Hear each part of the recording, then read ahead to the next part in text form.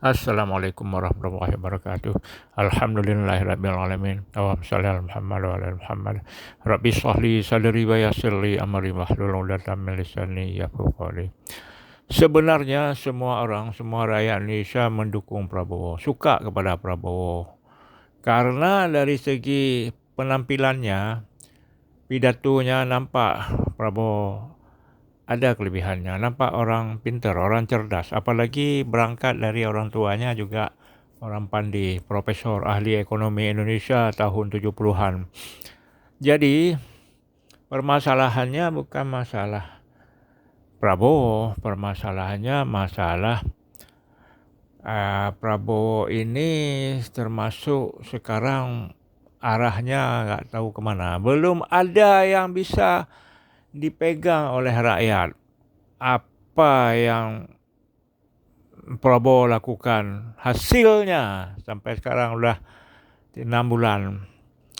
Jadi rakyat hanya terus menunggu harap-harap cemas, mengharapkan sesuatu yang lebih baik dari sebelumnya, dan bahkan mungkin bukan hanya lebih baik, tetapi akan excellent, cemerlang dalam program-program nyata, bukan dalam retorika. Permasalahannya sekarang masih kita berada di tataran retorika, pidato-pidato. Semua pidato. Prabowo juga masih dalam konsep, dalam gagasan, belum dalam bentuk nyata. Itu permasalahan. Sementara rakyat sekarang menderita terus, makin terpuruk. 10 tahun di bawah Jokowi memang rakyat sangat sengsara hidupnya, sangat ketidakpastian. Jadi kalau seandainya ekonomi tidak membaik, daya beli tidak ada, harga barang makin meroket, politik terus adu domba, hukum tebang pilih kasih. Jadi rakyat apa mau dibikin? Kalau seandainya daya beli rakyat bagus, harga barang terjangkau, politik rakyat nggak peduli, hukum nggak peduli, dia nggak akan melanggar hukum. Tapi karena masalah daya beli nggak ada, karena nggak ada uang, nggak ada kerja di PHK, cari kerja susah. Kalaupun dapat kerja berat, gaji kecil, itu permasalahan bangsa ini sekarang. Sehingga kita harapkan Prabowo harus segera menetapkan langkah-langkah yang nyata, yang jelas, yang bisa dinikmati oleh rakyat. Misalnya, upayakan harga emas jangan sampai naik lagi. Kemudian dolar jangan sampai tembus 18.000. Itu yang harus dipikirkan. Itu kan semuanya ada strateginya.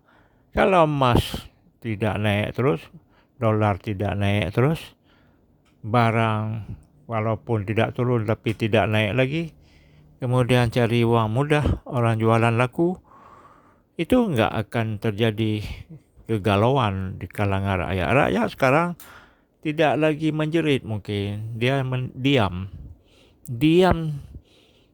tapi dia dendam pada siapa? Dendam pada keadaan. Siapa yang presiden? Itu yang disalahkan. Oleh karena itu, tolonglah Pak Prabowo bikin program nyata untuk kesejahteraan rakyat. Ekonomi harus jelas ekonomi yang mana, yang bagaimana.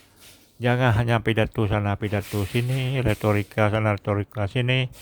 Masalah penegakan hukum jalan terus. Jangan sampai yang penegak hukum juga diabaikan. Sehingga semua jalan, yang utama ekonomi. Kemudian penegakan hukum. Otomatis politik akan stabil. Kira-kira permasalahan kita pada saat ini ya seperti itu.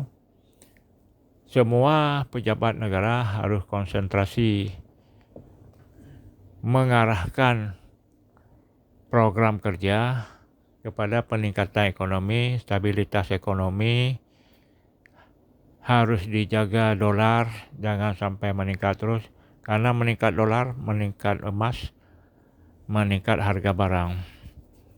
Demikian, terima kasih. Assalamualaikum warahmatullahi wabarakatuh.